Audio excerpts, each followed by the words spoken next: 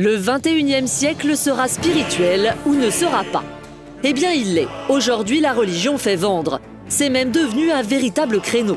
Cierges, crucifix et autres signes religieux font recette.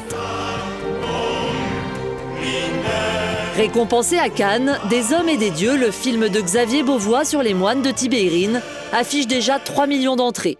Autant et même plus qu'une superproduction américaine. Un énorme succès populaire. Et pourtant, on est bien loin de Rabbi Jacob, un vrai petit miracle.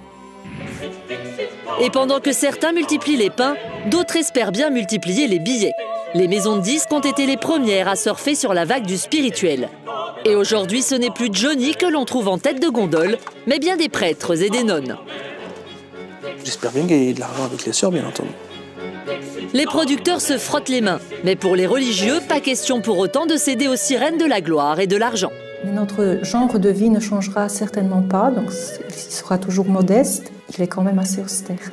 Comment la religion est-elle devenue le nouveau business du disque, un effet de mode ou un vrai retour à la spiritualité? Les premiers à avoir créé l'événement autour de la religion, ce sont eux, les 3 prêtres de Spiritus Dei. Ce boys band catholique est déjà disque de diamant.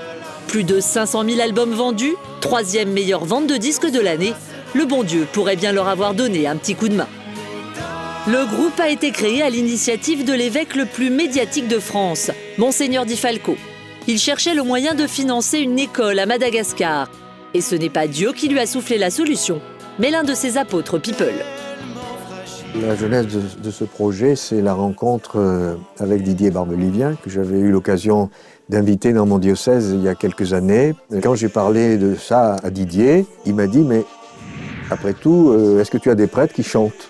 Et à partir de là, l'idée est née de faire un CD. Un succès incroyable pour ces reprises de grands classiques populaires. Mais ils ont beau remplir des églises comme d'autres remplissent des stades, nos 3 stars des cathédrales ne se sont pas pour autant écartés du droit chemin. On ne fait pas ça pour l'argent, c'est pour une cause, c'est pour un projet. Leur succès est tel que le projet d'école de Madagascar est maintenant largement financé. Alléluia. Le filon semble bon, alors la concurrence fait rage. Les dernières arrivées sur le marché de la religion, il faut aller les chercher au fin fond du Vaucluse. Ce sont elles, les nonnes de l'abbaye de Notre-Dame de l'Annonciation, des bénédictines qui vivent cloîtrées, totalement coupées du monde. Nous sommes la seule télé française à qui ces nonnes ont accepté de parler, mais sous certaines conditions. Nous nous sommes donc pliés à leurs exigences, partagé avec elles un moment de prière et réalisé notre interview derrière une épaisse grille de bois. Et pas d'exception à la règle, ces nonnes ont enregistré un album de chants grégoriens pour le compte d'un grand label. Le Big Boss, lui aussi, a eu droit à la grille pour la signature du contrat. L'essentiel pour les nonnes, préserver leur mode de vie à tout prix. Ça a changé du quotidien, mais le fait de chanter, ça ne change pas du tout du quotidien. On le fait plus de 5 heures par jour.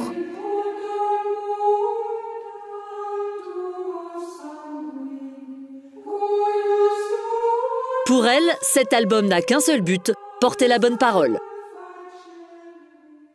Nous ne l'avons pas fait pour nous faire connaître, mais pour faire connaître le chant et la prière de l'Église. Au siège de leur maison de disques parisienne, on a su transformer le style de vie de ces nonnes en aubaine marketing. Avec elles, l'argument de vente est tout trouvé. On va finir à 25 000 en mise en place. Très bien. Et je pense que la semaine prochaine, on sera plutôt sur les 30 000. Il y a quelque chose de frappant. Et quelque chose de frappant avec des religieux, vous n'allez pas le chercher dans le spectaculaire. Donc on va le chercher dans le contraste, justement. Et le contraste là, c'est un contraste d'isolement, de calme, de méditation. Un isolement certes vendeur, mais avec un sérieux revers tout de même. C'est une promotion qui n'est pas banale. Ayant choisi d'être retirée du monde, elle n'allait pas venir sur tous les plateaux télé, faire la promotion de leur album, chanter devant un public, etc. Et pour les nonnes, pas question de transiger. La règle, c'est la règle, surtout quand elle vient du ciel. Ça fait partie du contrat, il n'y aura pas de concert. Pas facile de gérer les contraintes des nonnes pour une maison de disques plus habituée à subir les frasques d'Amy Winehouse ou de Lady Gaga, leurs 2 têtes d'affiche au comportement pas vraiment catholique. Ses sœurs sont signées sur le même label que Lady Gaga. C'est amusant dans l'idée du contraste. On n'a pas réussi à avoir un duo. Mais même sans un duo scandaleux, le directeur de la maison de disques espère bien que ses petites sœurs vont atteindre les sommets du top 50. On s'est fixé un objectif d'être disque d'or, c'est-à-dire 50 000. Je pense qu'avec l'arrivée là de notre marketing, c'est un objectif qu'on va atteindre logiquement pour Noël. Je travaille dans une maison de disques, je travaille dans une industrie dont j'ai des objectifs de résultats. Donc j'espère bien gagner de l'argent avec les sœurs, bien entendu. Et c'est bien parti, puisque l'album des Nonnes se classe directement 4e du top classique dès la première semaine. Malgré tout, les sœurs bénédictines semblent pour toujours préférer la loi divine à la loi du marketing. Nous avons vraiment une oreille très peu attentive à cet aspect des choses. Je ne pense pas que nous allons suivre le débit des ventes. Notre genre de vie ne changera certainement pas, donc il sera toujours modeste. Un vœu de pauvreté qu'elles entendent bien respecter.